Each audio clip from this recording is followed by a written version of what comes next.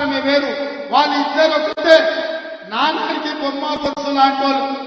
రేపు అప్పు తప్ప ఒకటో రెండో కేసీఆర్ గెలిచిన ఢిల్లీకి పోయి మళ్ళీ మోడీకి ఇస్తాడు. ఎందుకంటే మారుపేరగాడు. కేసీఆర్ తెలుసు కదా, మారుపేరగాడు. ఈడ ఒక రూపంలో జమ చేస్తాడు, ఢిల్లీకి పోయి ఇంకొక రూపంలో అమ్ముకుంటాడు. మోడీ కేసీఆర్ వేరు వేరు కాదు. మోడీ మనిషే, మోడీ తాపదారే. ఈ కేసీఆర్ ఇవాళ మా క్రిస్టియన్ మైనారిటీ, ముస్లిం మైనారిటీ, తెలంగాణ ఉద్యమకారులకు నేను విజ్ఞప్తి చేస్తున్నా, కేసీఆర్ వాడే ప్రతి ఓటు పరోక్షంగా మోడీకి అవుతుంది. బీఆర్ఎస్ వేసే ఓటు మూసి లేచినట్టు అవుతుంది.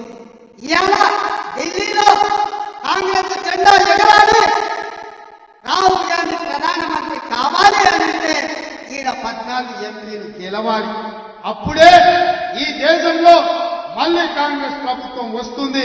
10 ఏళ్ల నుంచి మోసం చేసిన మోడీని ఓడగొట్టాలి అంటే మనం అందరం కష్టపడాలి. మరి మనం కష్టపడాలి అని అంటే మీరందరూ సహకరించాలి. మిత్రులారా, సిద్ధమా?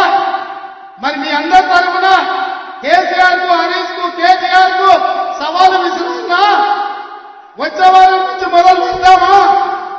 మొదలైనా కేసీఆర్ కాస్కో నీ ఆట మొదలైంది. కొన ఊపిరితో ఉన్నావు. ఆయుధ కూడా నీ పీక విసిరే బాధ్యత, నీ పార్టీని పొందబెట్టే బాధ్యత మా వాళ్ళందరూ తీసుకున్నారు.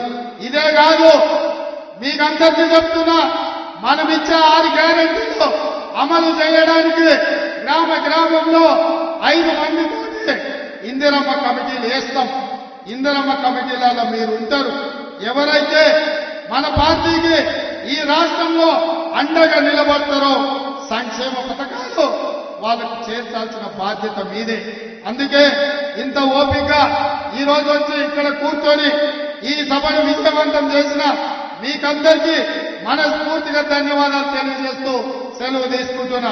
జై కాంగ్రెస్, జై జై.